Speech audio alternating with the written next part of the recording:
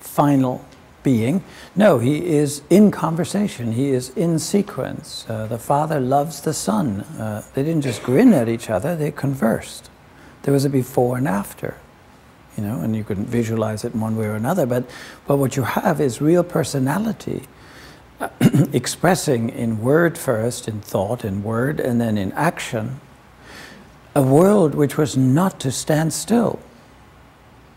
So Adam and Eve were not made to sit on a tree stump and stare in enjoyment, but to get to work, create a relationship, name the animals, plow the land, have babies. So I don't see heaven as, you know, right now we're sort of moving along and then heaven will come and everything will come to a stop. Or heaven will be where we do nothing but on our knees saying, praise to the Lord, the Lamb. No, you know, I think it'll be a restoration of what human existence was created to be before it was affected by the fall.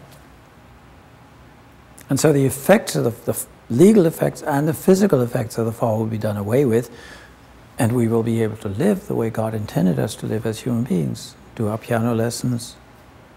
I like that illustration. You know, I don't think that in heaven you all of a sudden know how to play the oboe. You'll have to work at it. But you won't be frustrated doing it, you know. And you will have to come up with new kinds of vegetables, you know, green cauliflower, purple cauliflower, whatever.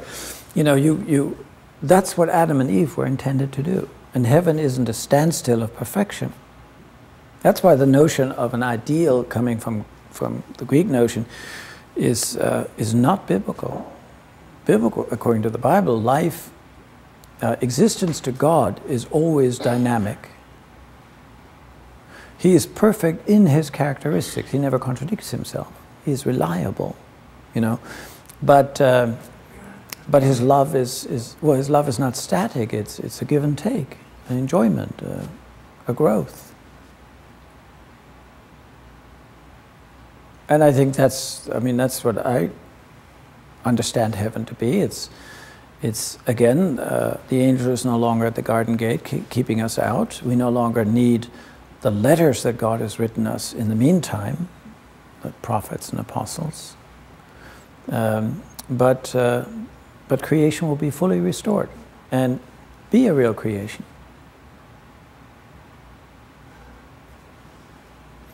And so, you know, it's not sort of a holy place of otherness. It's a restored place of creatureliness in the presence of the Creator. Yes, sir? You speak of the fall. What is the role of evil in the fall? Was that a mistake that God made, or did God intentionally create evil? You know, I don't think God created evil, but that's a very important question, very, very significant. I think evil was the creation of the creature who created a new situation by turning against God.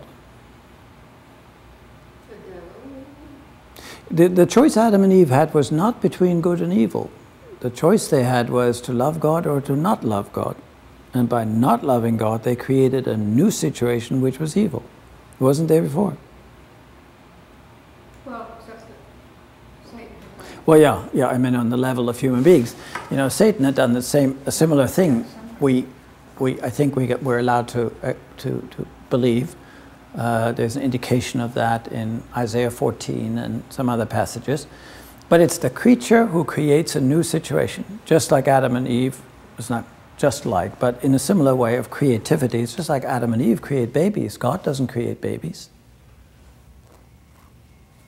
And so Adam and Eve, on the level of human beings, created a fracture.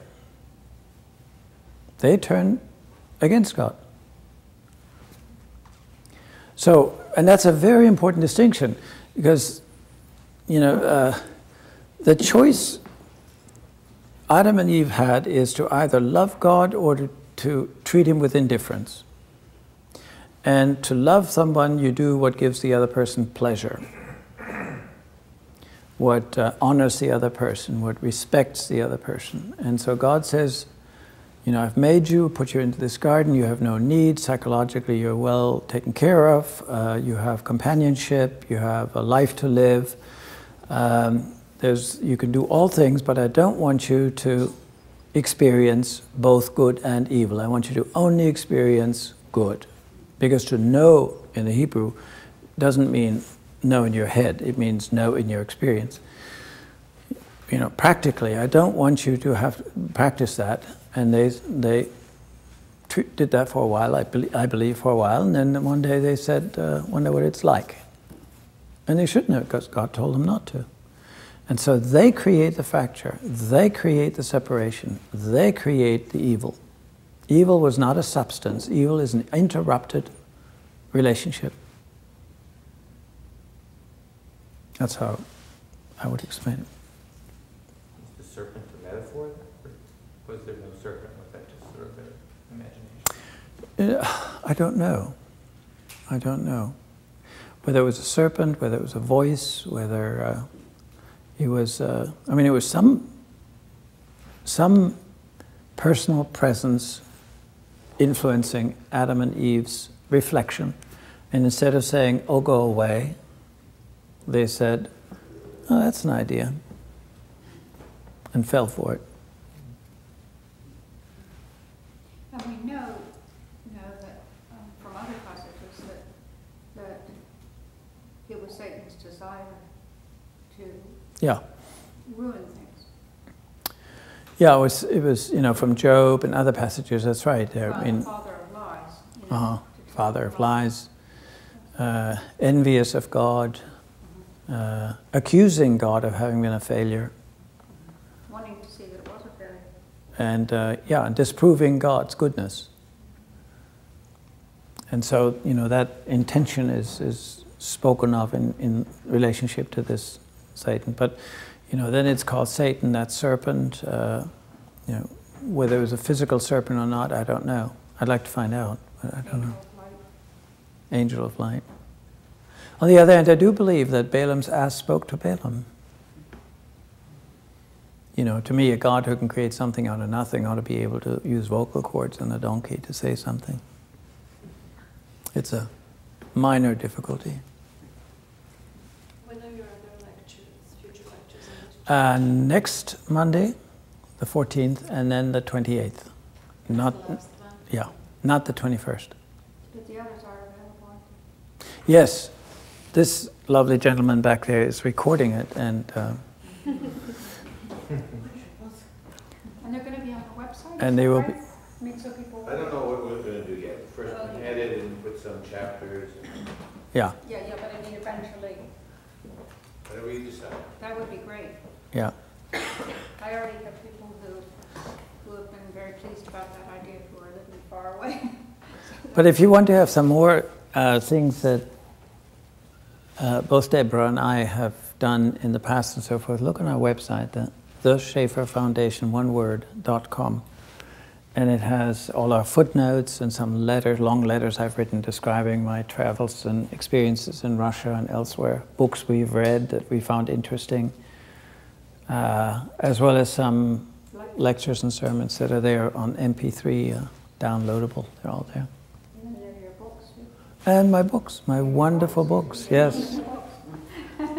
Of which I wrote 5. I think I explained that last time, I forget. The first one was Pro-Existence, which was a statement in favor of work as an expression of identity. It's the only way I can express that I am a person, rather than a curse. And that was written at the time when we were all hippies and had long hair. And a lot of people felt that work was a bourgeois idea and one shouldn't do it. And then we had 5 children, and then I wrote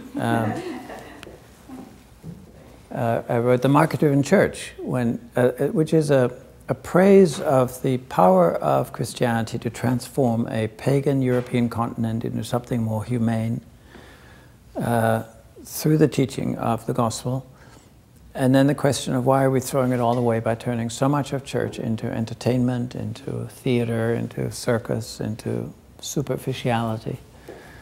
You know, we make everything turn around, do you believe, rather than what you believe and how do you express what you believe. We have sort of a list of, can you tick these off, then you are fine. So it deals with that. The first part is the praise of what the gospel accomplished. The second part is a lament of why have we watered it down? And how do we expect anybody to give it a hearing when it makes so little sense and when it appeals more to people's entertainment needs rather than intellectual understandings of life. Then the next one is the innocence of God, which I wrote after years and years of discussion. Some of the things I talked about tonight, as you know, Americans always say Europeans have walked away from the church, only church attendance 5%, and where do you go to church, and so forth and so on. And I explained that the church has so often said that God is in control, He's sovereign, and then people look at the 20th century and what has happened and conclude that this God is either wicked or dead. He's been absent. He didn't do anything in Auschwitz. And I want to declare God innocent of that accusation.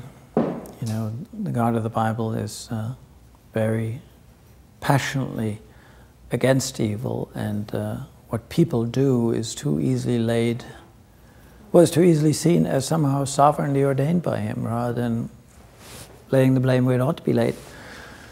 And the second part is a real, again, something of a discussion, a lament over the fact that so many of us attach God's plan to the most wicked things that happen in people's lives. You know, just recently there was a book published by Ellen Vaughan on the experience of the Chapman family. He's a singer, apparently. I'm not familiar with him, but he's a singer. And their oldest natural child ran over their youngest adopted child with an SUV. And they had this book written to say that God obviously didn't want the young child to live any longer. She was run over when she was 5 years old. You know, God has ordained, kind of thing. And that's a widespread notion that comes from an understandable hope that things are okay, and I can wrap a ribbon around it and declare them resolved, when the whole emphasis in Scripture is that they're not resolved until things are made whole. So that's the innocence of God. Then the next one was Christianity versus fatalistic religions in the war against poverty. Comes out of my work in the Third World, where I suggest that it's the poverty of ideas that's the real poverty, not the poverty of resources, water, oil, coal, whatever. Is plentiful, not evenly distributed, but the real wealth of a nation is not its resources, its material resources, but its human resources. You know, Switzerland has no natural resources. Sweden has steel, iron ore, not much. What makes them wealthy is the work habit, the rule of law, the recognition of problems for which you look for solutions. You don't assume that the gods want you to suffer what you're suffering. It's a mindset that comes out of Christianity that frees people from the fatalism of their religion. Because when you look right down to it, you know, what's common to Islam, African tribal religions, Buddhism, or Marxism for that matter, it's a secular religion. What's common to them all is that you as an individual don't matter. Things roll along and you must just let yourself be rolled along. And you must just accept it. That's fatalism.